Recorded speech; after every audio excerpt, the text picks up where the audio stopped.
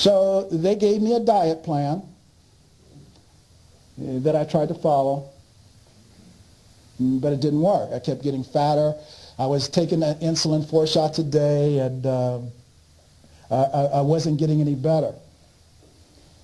And I would talk to my doctor, and he would say, Dwayne, you got to just keep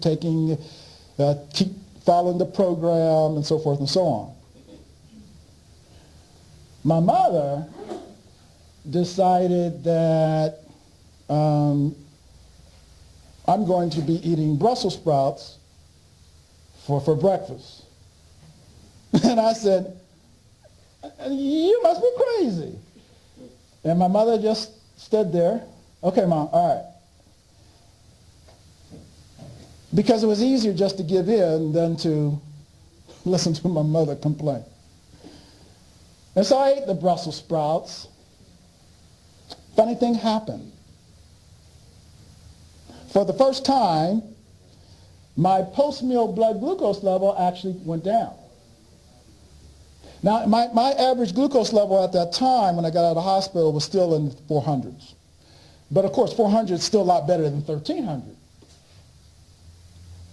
And for them to try to get it below 200, they were going to go to the 5th insulin shot, but I didn't want to go to 5 shots.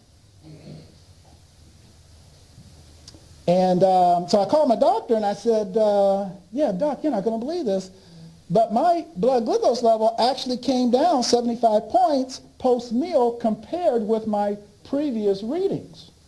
And he said, well, Dwayne, that's an anomaly. Until we give you more medication, there's nothing that you can do that's going to lower your blood glucose level. And I said, then why am I following your program? Well, Dwayne, that's going to prevent you from having another attack. And I said, oh, okay. So after I talked to him, my mother asked me, what did the doctor say? Well, I didn't want to tell my mother that the doctor disagreed with her, because then I'm caught in the middle. So I didn't say anything. I decided I'm going to keep eating these Brussels sprouts until my blood glucose level goes back up. Number one, it'll shut up my mother. And number two, I'll have something to tell the doctor. So I ate Brussels sprouts for breakfast, for lunch, for dinner, for 7 straight days. And each day, my average post-meal glucose reading just kept coming down. When I called the endocrinologist, he said, Dwayne, that is an anomaly. And I said, but I've now got 7 days of data. He said, Dwayne, well, that's only 21 data points. I said, no. I tested my blood sugar 8 times a day. So I had 56 data points. And you're going to tell me all 56 data points are an anomaly? He goes, well, wait a minute, Dwayne, who authorized you to deviate from the program? And I said, my mother did. And he goes, oh. I said, do you want me to go against my mother? Doctor didn't know what to say. He goes, well, Dwayne, you understand that you're in a very delicate situation. You should be dead. And you're playing with your life. I said, well, aren't you doing the same thing? So he said, well, Dwayne, I want you to come in for a series of blood tests to demonstrate to you that you are in denial of the disease diabetes.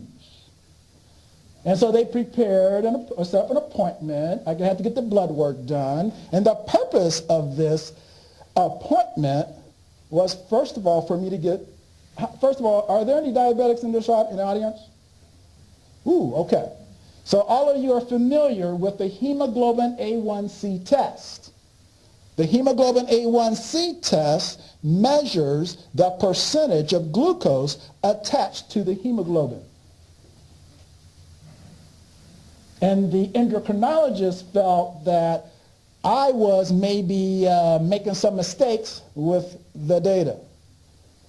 And I said, no, I'm not making any mistakes. I said, my daughter's the one writing down the numbers, so anyone making any mistakes is her. You want to talk to her? And this is a beautiful thing because, see, I could just blame other people. And the doctor couldn't really attack me. I said, yeah, you want to talk to my mother? You want to talk to my daughter? Yeah, because these are some strong women, let me tell you. So I went in to see the doctor. It was probably about 3 weeks later. And by this time, my average glucose level was, let's see, fourth week. I think it was by the fourth week, my average glucose level was 97.5.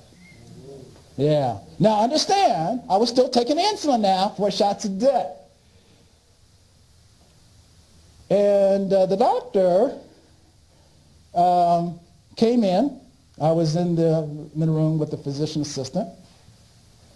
He said, Dwayne, I want you to take a look at this report.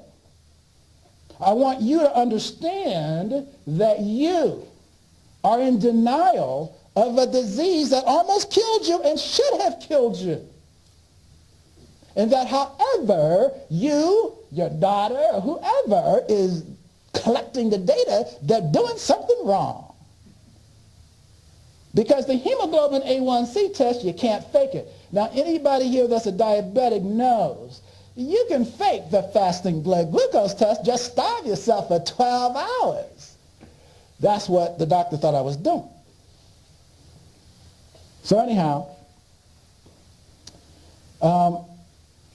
the doctor walks in with the report, or I'm sorry, he walks in, looks at the physician assistant, go get me Mr. McCullough's report so we can get this over with. And so the physician assistant leaves, comes back in with the report, gives it to the doctor. And this is when you find out how doctors really operate. They don't look at your blood work until the moment you show up. So he looks at the report. Yeah, Dwayne, take a look at that number. Well, that can't be right. I said, well, what's wrong? He goes, the hemoglobin A1C it's wrong. It's impossible. It can't be.